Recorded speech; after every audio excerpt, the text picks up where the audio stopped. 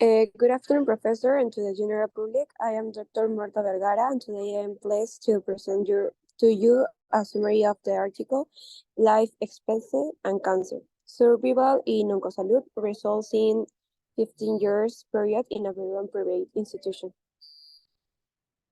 Let's start with the introduction. This study aimed to estimate from the first time in Peru survival rates, life expectancy, and years of life loss estimate of cancer patients, since the time of diagnosis for a group of Peruvian people insured with a large private healthcare provider. Both metrics have been analyzed by sex and type of diagnosis and compared to those expected from the general Peruvian population. The number of cases of cancer is growing around the world, as well as the number of deaths. The increasing cost of cancer treatment is a menace for public health, mainly in developing countries.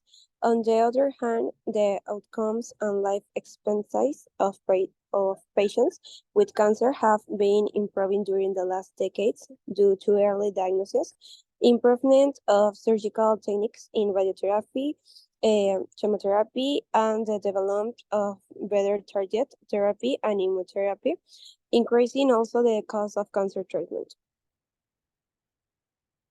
Now we see patient and methods used. We analyze the data from 7,687 patients with histological diagnosis of cancer during the period 2000 and 2015. Patients were referred to the prepayment program of Oncosalud, a Peruvian private healthcare institution specialized in cancer care. Life expectancy for our cohort of patients was calculated employing the standard period life table method. The period of life table represents mortality rates during a specific period for a certain population, and it is used to predict the probability that an individual will die before their next birthday from age. Estimations consider age intervals at time of diagnosis. The first age interval is wider because of the lower number of cases.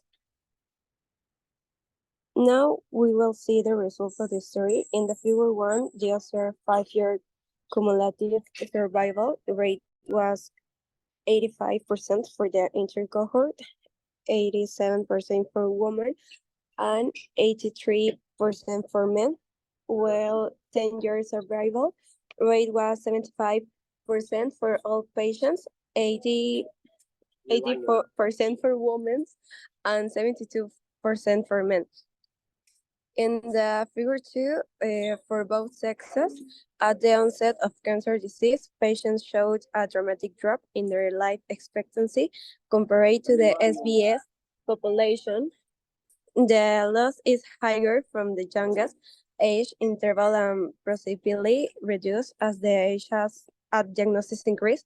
In addition, the number of life years reduced for both sexes as patients survive the first years of treatment.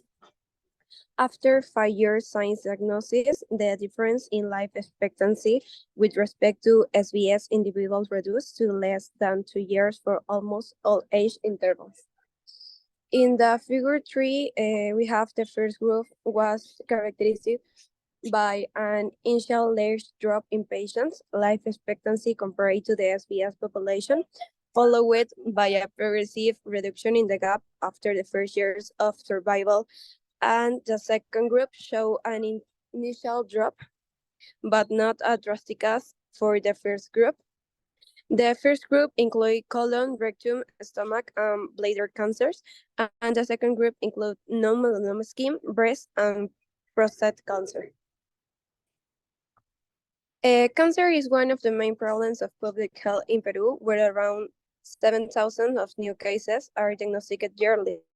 Prostate, breast, and stomach cancer are the most frequent in the Peruvian population.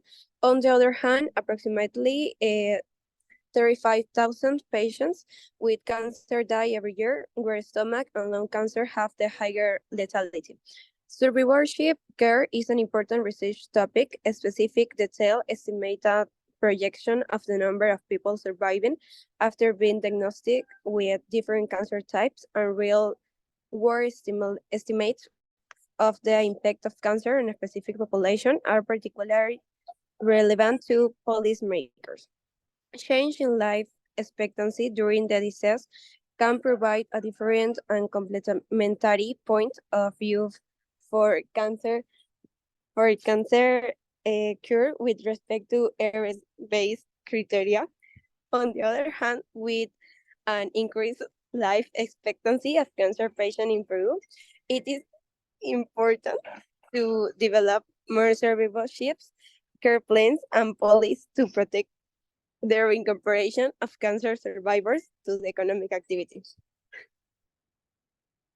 In conclusion, we have quantified the impact of cancer in real expectancy for our cohort of patients. Future studies are needed to evaluate the impact of the introduction and modification of new therapies such as tyrosine kinase inhibitor and immunotherapy in the life of our patients. With a few more years of data, we expect to expand this study to evaluate the progress in other malignancies that did not meet the criteria to be included in the present study. Thank you.